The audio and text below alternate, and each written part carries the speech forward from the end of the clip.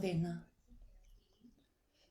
Aloha mai, tai tō muri, engari, kei konei au, Dr. Diana Kopua, e mihi kau ana ki a koutou katoa, koutou e whakarongo ana ki au e pānui ana tēnei puka puka. Just set myself up.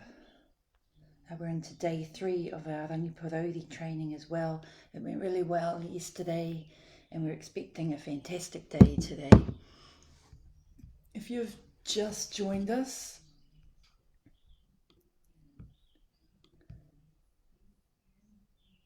I've been reading from this book from Dr. Diana Kopua, a psychiatrist, a critical psychiatrist, and wait, someone's calling. But maybe not me. Wait. Let's get rid of this. Okay, it's my brother. Wait. Let me make sure that doesn't happen again. There you go. Right. Yeah, we've been reading from Joanna's book about psychiatric drugs. We've come a long way actually, and yesterday under the chapter 4 antipsychotic drugs section, we looked at antipsychotics really necessary. Okay. Feel free to comment or ask any questions, and I'll try really hard to look over the book and see the comments, and might not have an answer, but let's go. It's quite a long section, it's quite a long chapter, so we'll just slowly push through. If it is your first time listening, then tuning in, then feel free to go back to the first recordings and catch yourself up, or see what gem you can grab from just tuning in this morning. Long-term use of antipsychotics. There is overwhelming consensus in psychiatry that, after making an initial recovery, people who have psychotic episodes or schizophrenia should take medication on a long-term basis to prevent relapse or deterioration. In practice, most patients are recommended to stay on these drugs for the rest of their lives. As suggested in Chapter 3, the evidence on which this consensus is based is flawed. This is because it consists of discontinuation studies in which researchers have ignored the adverse effects of discontinuing medication, have not followed up participants long term, and have focused almost exclusively on relapse. Few studies have evaluated other important aspects of outcomes, such as people's overall functioning, including their ability to work, to have relationships, to take care of themselves, and to enjoy themselves. Let's just stop there. We haven't even got into it very far, and there's so much to talk about. So, kia ora erana, morena koutou. So, I know this is true because this is what we were taught in nursing and in medicine. So someone comes in and they have psychosis, and we try really early to help them out with their first episode, and there are organisations set up or services set up to try and really overly resource them so that they might return to full functioning. And what happens is that when we take them off medication, they don't do well coming off the medication. A lot of people want to come off the medication and so don't look for advice. Now, all of our feedback to you, all of our advice to you is based on research that is flawed in several ways. And one of the ways that it's flawed is that we base our feedback to you on studies, discontinuation studies. So people who are on the medication and taking them off don't do well, and we consider that they're not doing well because they're relapsing, they're getting unwell again. But actually, there's quite a bit of evidence to say that we in psychiatry have ignored the feedback from people using the medication that these withdrawal effects can be varied but also quite severe and haven't been researched well enough in these discontinuation studies. As explained in Chapter 3, randomized controlled trials of long-term treatment for psychosis and schizophrenia involve selecting people who have already been taking antipsychotic drugs, usually on a long-term basis, and switching half of them onto a dummy tablet or placebo. These people are highly likely to experience withdrawal symptoms and are vulnerable to all the other adverse effects associated with withdrawal of antipsychotic medication, including withdrawal-related psychosis, also known as supersensitivity psychosis. And withdrawal-induced relapse, which is we'll talk about in Chapter 9. However, any deterioration that occurs following the cessation of antipsychotics is usually interpreted as evidence for the necessity of long-term treatment. That's not good, right? Combined analysis of dozens of randomized studies indicates that people who are withdrawn from their antipsychotic treatment and switch to placebo or to no treatment have 64% chance of relapse, compared with 27% in people who are allocated to continue antipsychotic maintenance treatment.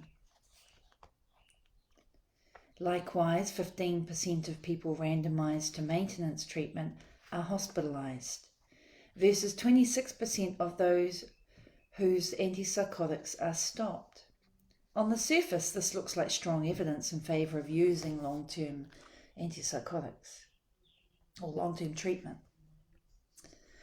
However, we do not know how many of the recorded relapses were in fact withdrawal symptoms that were mistaken for relapse, rather than a return of the original condition. Studies define relapse in numerous ways, mostly using broad and inclusive definitions, and most do not specify that relapse has to involve people having psychotic symptoms or showing a significant decline in functioning or well-being. Moreover, in some instances in which people do have a full-blown psychotic relapse, the relapse may have been induced by a process of antipsychotic withdrawal itself. So it might be a relapse, but it may have also been triggered by the withdrawal effect. Crikey. The possibility that relapse consists of antipsychotic withdrawal symptoms of a withdrawal-induced episode is supported by the finding that the majority of relapses among people who've had their antipsychotic withdrawn occur in the first few months following withdrawal.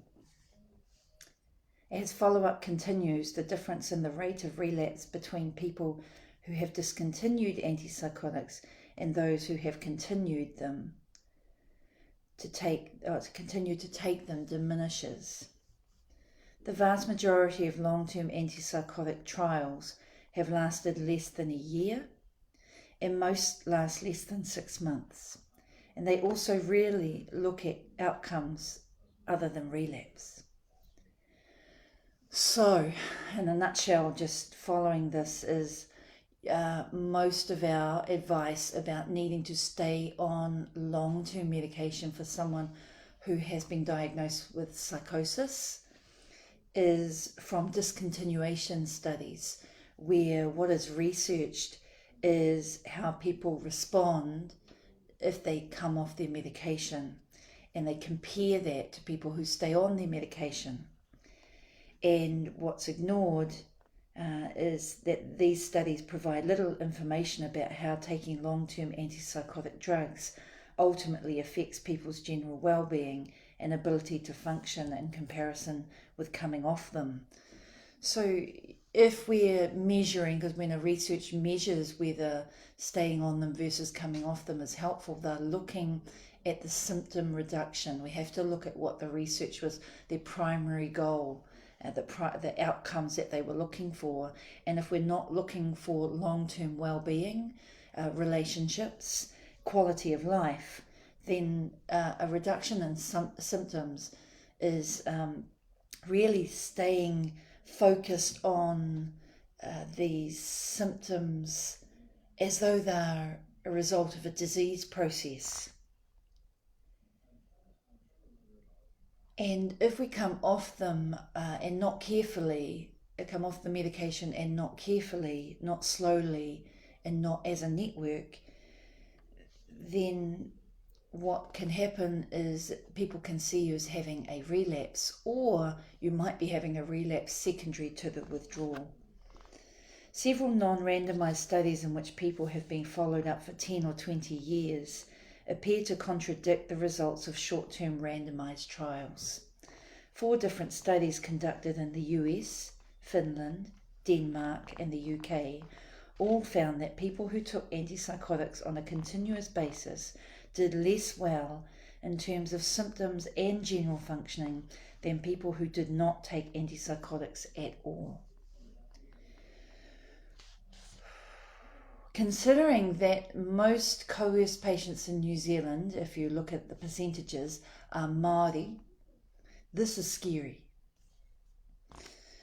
Okay, I hadn't even finished the sentence and I got reactive. Or took them only occasionally, did less well in terms of symptoms and general functioning than people who did not take them at all or took them only occasionally. However, the use of medication in these studies was not determined by random allocation. Therefore, it is likely that differences in outcome are accounted for at least partly by differences in the severity of people's underlying problems. People who are able to stop taking antipsychotic medication may be the sort who would do better in any case, regardless of what treatment they receive.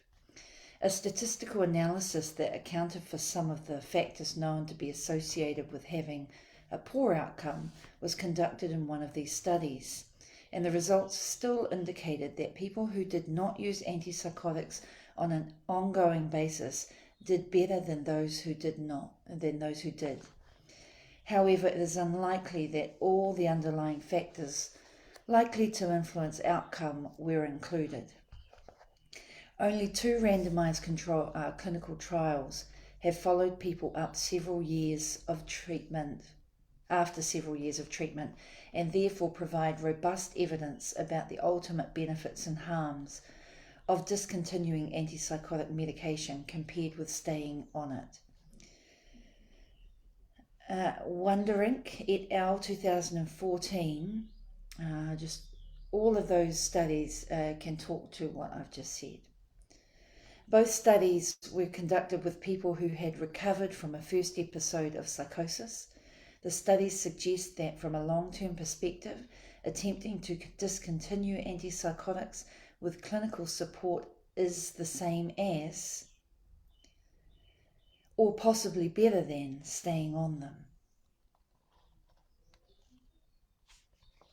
And I guess that the clinical support that you get, if they support you coming off the medication, then there's going to be a stronger alliance. An alliance is a great, if not the best predictor of a good outcome. And you're not going to get an alliance if, even though you might like your clinician, your helper, that they are suggesting to you that you need to stay on the medication. One of these studies was conducted in the Netherlands. Participants were randomized to routine antipsychotic maintenance treatment or to have their antipsychotics reduced and stopped if possible, under the guidance of their psychiatrist. After the first follow-up at 18 months, twice as many people had experienced a relapse in the discontinuation group as in the maintenance group. Relapse was defined as showing an increase in at least one symptom of psychosis and there being a need for additional treatment or supervision. There was no difference between the groups in rates of hospitalization. Only 20% of the reduction group had stopped antipsychotics at this point. 7 years later, 42% of the reduction group and 24% of the maintenance group had stopped antipsychotics or were taking very low doses. By this point, there was no longer a difference in relapse rates, and levels of psychotic symptoms were similar in both groups. However, 40% of people who were originally randomized to the reduction group were judged to have made a full recovery from the point of view of their social functioning, compared with only 18% of those originally randomized to maintenance treatment. Since this was a randomized trial, differences between the groups cannot be attributed to differences in the severity of people's underlying problems. Therefore, the results provide some evidence that long-term antipsychotic use can have detrimental effects on some people's ability to function. This is not unexpected given what we know about how antipsychotics inhibit the activity of the nervous system. The study also suggests that although attempting a gradual and supported reduction of antipsychotics may produce some symptomatic deterioration in the short term, in the long term it may help people to function at a better level. The other long-term follow-up was of participants from a randomized trial of quetiapine conducted in Hong Kong and funded by the drugs manufacturer AstraZeneca. The authors of the follow-up report claimed that people originally allocated to quetiapine had better outcomes after 10 years. In fact, there were no significant differences between the groups on any of the measures used, including the symptom and functioning scales. That was Hui et al., Hui et al. 2018. And you can see also Moncrief and Steingard 2019 for a critique of the results. In conclusion, long-term antipsychotic treatment may be helpful to reduce the intensity of ongoing psychotic symptoms or to prevent recurrence in some people. Some evidence suggests, however, that taking long-term antipsychotics makes recovery less likely for some people. The balance of benefits and harms still needs to be elucidated, especially given the serious physical complications of these drugs can produce, and we'll talk about those in the next chapters, in the next sections. Several more randomized control trials are currently underway to compare gradual and supported discontinuation of antipsychotics with maintenance treatment in people with a first episode of psychosis or a diagnosis of recurrent psychosis or schizophrenia. These will provide more evidence to inform people's choices in this situation. And I guess that's the key, right? I've been involved with the Māori Health Authority, and it's very clear within the group of people who are working to transform mental health and how we currently design and deliver services and our high-end model and maybe even the operating model. But as we transform that, what is consistent is that we believe that choice matters. But here's the deal, even in the usual services, people, non-Māori and Māori, are all saying that choice matters. But when we peel away at the layers about the choice, are we still stuck to this way of knowing and not actually looking at all of the evidence so that people's choice is legit choice? And how much choice do I have if I've been diagnosed with schizophrenia and I've been sedated, so therefore cannot contribute with all my faculties in this partnership with a psychiatrist because I'm sedated? The long-term effects also show a shrinkage of the brain, and also my family are led to believe, because the psychiatrist is the expert, that I must stay on the medication, and it worries them that I keep saying that I want to come off it. Now, I don't really think that choice is the issue here. I think that knowledge is the issue, and knowledge is power, and knowledge also evolves over time, and we must stay up to date. And although our methodology in a Western sense of science involves the randomized control trial being the gold standard. When we look at the bias and we look at who funds research, like their AstraZeneca, when you look at their study that said that quetiapine was more effective, you get people critiquing that and showing that that's not what the research said, and yet that's what's published and that's what's shared with psychiatrists inside training institutions, inside the system that you, regardless of whether you're a psychiatrist or not, will hear at almost like cliches inside our service. That's not choice. And that's knowledge, and knowledge impacts our design and delivery. Ooh. Okay, I think I better go and get ready. Yeah, morena koutou, morena. Morena, morena.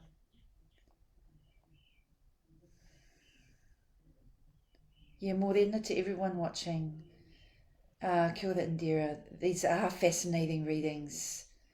Yeah. Now, thank you, Indira. For all of you who have been through the system and it works, great. That's good. This system of knowledge shouldn't be taken for granted. It works for people. However, even the people in the system have a right to understand the knowledge that's informed their understanding of their issue that they present with and ways of addressing this. But for many people, it's actually, we're forced down the system. And then when we're forced down the system to the front door, we then are offered choice. But my understanding of choice is almost choice that you can come in any door to the system that is not doing us well. And I was in a meeting last week or last fortnight where it was an interesting conversation, because as the organisation talked about their pathway for whānau, the whānau information, not the person, was received by a piece of paper, was critiqued by a group of clinicians, and then there was an alternative group of clinicians. And so one was primary, one was secondary, and my position is, and Te Kuruhuna's position, is that human beings can be trained to work with human beings and critique our practice real time and ensure that when we are working with experts, that some of those experts are caught in the same rabbit hole as what this book is referring to. So please, there's a series of books. I think my other one is upstairs. There's a whole series. You can get them on Amazon. They're not expensive, or you can just sit back and enjoy me reading. Have a great day. Ngā mihi kia koutou katoa. Kia ora.